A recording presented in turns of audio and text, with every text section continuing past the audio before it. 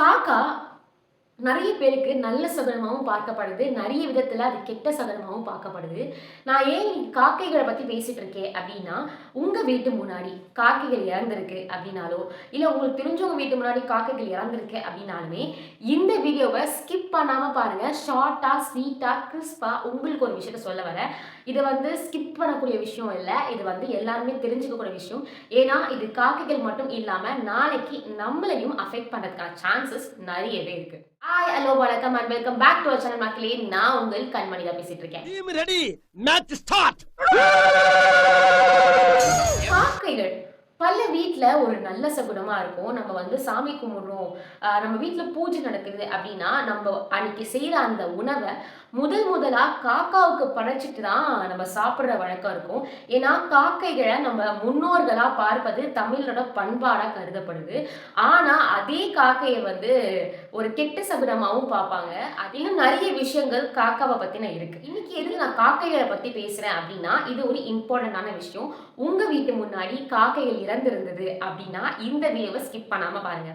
ஏன்னா, சென்னை மட்டும் இல்லாம சென்னையோட சுத்து வட்டாரத்திலேயே இப்போ ஒரு காய்ச்சல் வந்திருக்கு. இந்த காய்ச்சல்னால காக்கைகள் சாகுதாமா. என்ன வைரஸ் அப்படின்னு பார்த்தீங்கன்னா, H5N1 வைரஸ். இந்த வைரஸ்னால தான் இப்ப காக்கைகள் செத்துட்டு இருக்கு. இத பறவை காய்ச்சல் அப்படின்னு மீன் பண்றாங்க. கிட்டத்தட்ட சென்னையில பார்த்தீங்க அப்படின்னா, வேளச்சேரி, அடையார், திருவான்மியூர், ஈசிஆர் இந்த பகுதிகள்ல மட்டுமே 1000ல இருந்து 1500 வரை காக்கைகள் இறந்து போயிருக்கு. இந்த கூட்டமா காக்கைகள் சாகிறதுக்கு என்ன காரணம் அப்படின்னு பார்த்தீங்கன்னா, இந்த வைரஸ் தான் ஒரு முக்கிய காரணம். இப்போ இது தமிழ்நாட்டு மட்டும் இல்லாம பீகாரையும் அட்டாக் பண்ண ஸ்டார்ட் பண்ணிருக்கு. H5N1 virus. இந்த வைரஸ் என்ன? எதுக்காக இது காக்கைகள இப்ப தாக்கியிருக்கு அப்படின்னு பார்த்தீங்கன்னா, இது ஒரு பறவை காய்ச்சல். இது காக்கைகள மட்டும் இல்லாம கோழிகளையும் தாக்கறதுக்கான வாய்ப்பு இருக்கு.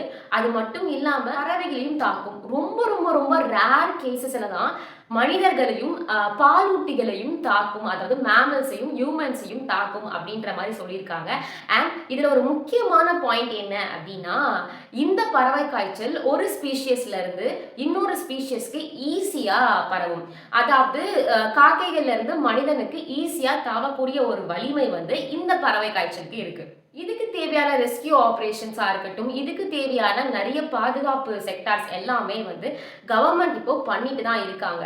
மத்திய மீன்வளம், கால்நடை பராமரிப்பு மற்றும் பால்வள அமைச்சகத்தின் ஆதரவு வச்சு என்ன பண்றாங்க அப்படின்னா, காஞ்சிபுரம் மற்றும் சென்னை உள்ளிட்ட பகுதிகளில் காக்கைகளோட மாதிரிகளை சேகரிச்சு அதை போபால்ல இருக்க ICAR அப்படின்ற ஒரு நிறுவனத்துக்கு அமைச்சிருக்காங்க. அது national institute of high security animal diseases, அதாவது NIHSAD அப்படின்னு சொல்லப்படுற இந்த ஆய்வகத்துக்கு தான் இந்த H5N1 வைரஸை அமைச்சிருக்காங்க. இந்த ஆய்வுக்கு தான் இந்த டெஸ்ட்டை அமைச்சிருக்காங்க.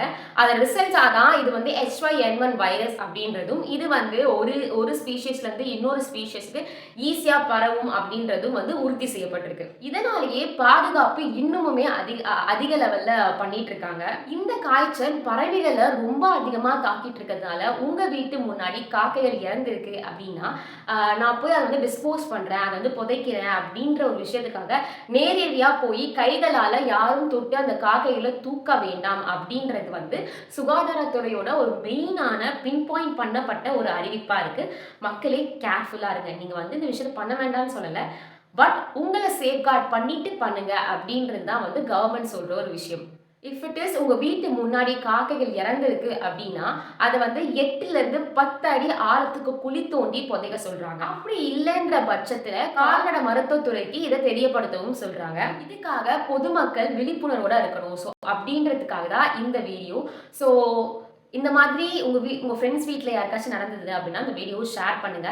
அண்ட் உங்க வீட்லயே நடந்துருந்துச்சு அப்படின்னா பார்த்து கவனமா அதை ஹேண்டில் பண்ணுங்க. சோஃபார் ஹியூமன்ஸ்க்கு யாருக்குமே, மனிதர்களுக்கு யாருக்குமே இந்த பறவை காய்ச்சல் தொற்று வரவே இல்லை அப்படின்றது இதுவரைக்கும் கவர்மெண்ட் சைட்ல இருந்து அஃபிஷியலா கொடுத்த ரிப்போர்ட். இன்கேஸ் யாராவது இந்த மாதிரி வருது அப்படின்னா, இந்த சிம்டம்ஸ்லாம் உங்களுக்கு இருக்குன்ற பட்சத்தில் உடனே ஹாஸ்பிட்டலுக்கு போங்க. இஃப் இட் இஸ் இது கன்ஃபார்ம் ஆச்சு அப்படின்னா தீவிர தலைவலி இருந்துட்டே இருக்குமா.